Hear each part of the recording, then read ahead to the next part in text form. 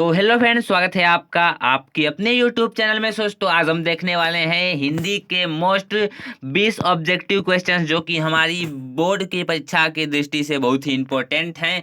तो हम 20 क्वेश्चंस को देखने वाले हैं तो चलिए स्टार्ट करते हैं। पहला क्वेश्चन है कि बाबू गुलाब राय किस युग के लेखक हैं। तो इसका राइट ऑप्शन है द्विवेदी युग, यानी जो बाबू गुलाब राय हैं वो द्विवेदी युग के क्या है, लेखक हैं। और उसके बाद से देखिए दूसरा क्वेश्चन है कि चिंतामणि किस विधा की रचना है। जो चिंतामणि है वो किस विधा की रचना है। तो जो चिंतामणि है वो निबंध की विधा की रचना है और इसके लेखक कौन है, आचार्य रामचंद्र शुक्ल जी हैं। जो आचार्य जी हैं क्या है, मतलब चिंतामणि के लेखक हैं। ये बहुत बार पूछ सकता है, ये बहुत बढ़िया क्वेश्चन है। इसी के साथ एक और क्वेश्चन आपको बता देता हूँ, रस मीमांसा भी आचार्य रामचंद्र शुक्ल की रचना है। देखिए प्रश्न नंबर तीसरा है कि गबन किसकी रचना है। तो जो गबन रचना है वो किसकी है। तो आपने सुना होगा गबन गोदान, तो ये किसकी रचना है, मुंशी प्रेमचंद की। जो गबन और गोदान है वो किसकी है, मुंशी प्रेमचंद की। अब देखिए देखते हैं हम लोग पास चौथा क्वेश्चन है कि शुक्ल युग की समय अवधि है। तो जो शुक्ल युग की समय अवधि है वो कब से कब तक है, 1919 से 1938 तक। कब से कब तक, 1919 से 1938 तक। इसको आप क्या करेंगे, याद कर लेंगे। देखिए पांचवा क्वेश्चन है नीड़ की निर्माण फिर किस विधा की रचना है। तो आत्मकथा विधा की है। जो नीड़ का निर्माण फिर किस विधा की रचना है, आत्मकथा विधा की रचना है। देखिए प्रिय प्रवास किस युग की रचना है। जो प्रिय प्रवास है वो किस युग की रचना है। तो द्विवेदी युग की क्या है, रचना है। प्रिय प्रवास द्विवेदी युग की रचना है। अब देखिए मधुशाला किसकी रचना है। जो मधुशाला है वो किसकी रचना है, आप इसको फटाफट से कमेंट करके बताएंगे। मधुशाला हरिवंश राय बच्चन जी की रचना है। किसकी रचना है, हरिवंश राय बच्चन जी की। दोस्तों चलिए आगे बढ़ते हैं। नेक्स्ट क्वेश्चन है हम लोग पास, भरत भारती किसकी रचना है। तो जो भरत भारती है वो मैथिली शरण गुप्त की क्या है, रचना है। भरत भारती मैथिली शरण गुप्त की रचना है। देखिए नौवां क्वेश्चन है कि आधुनिक काल कब से कब तक माना जाता है। जो आधुनिक काल है वो कब से कब तक माना जाता है। तो यहाँ पे आपके पास यहाँ पे इस देखिए ऑप्शन के हिसाब से आप ट्रिक लगा सकते हैं। आप देखिए थोड़ा सा इसको ध्यान से ऑप्शन को देखिए। यहाँ पे दिया है कि 1843 से अब तक 1643 से 1843 तक, और 1918 से 1936 तक, और 1936 से 1943 तक।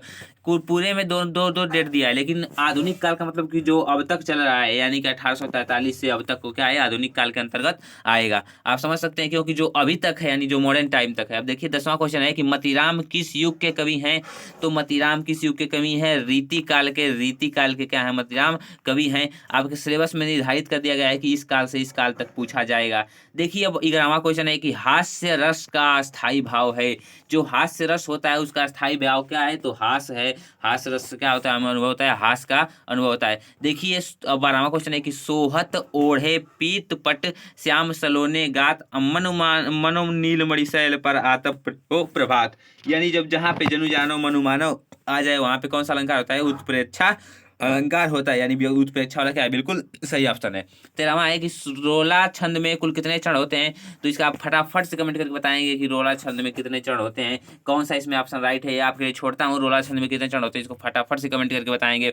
अब देखिए 14वां है कि आकर्षक शब्द किस उपसर्ग का प्रयोग किया गया है। आकर्षक शब्द में किस उपसर्ग का प्रयोग किया गया है। तो आ उपसर्ग का प्रयोग किया गया है। आकर्षक शब्द में आ का उपयोग किया गया है, जो उपसर्ग है।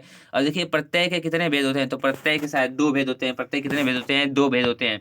अब देखिए पीताम्बर में कौन सा समास है। तो जो पीताम्बर पीताम्बर है उसमें कौन सा समास है। 16वां क्वेश्चन है कि पीताम्बर में कौन सा समास है। तो जो बहुव्रीहि है वो क्या है, पीताम्बर मतलब कि समास है। पीताम्बर में बहुव्रीहि समास है। अब देखिए आंसू का तत्सम रूप है। तो आंसू का तत्सम रूप अश्रु है। क्या है, अश्रु। आंसू का तत्सम रूप अश्रु है। अब देखिए नेक्स्ट क्वेश्चन है हम लोग का 18वां कि यड़ संधि का सूत्र है। तो यड़ संधि का सूत्र क्या है, क्या आद गुणा है कि अकस्वड़े दीर्घ अस्ति इको यड़ची वृद्धि रची। तो जो इको यड़ची हो क्या हो, बिल्कुल राइट ऑप्शन है। इको यड़ची क्या है, बिल्कुल राइट ऑप्शन है। फलस्य शब्द का वचन एवं विभक्ति है।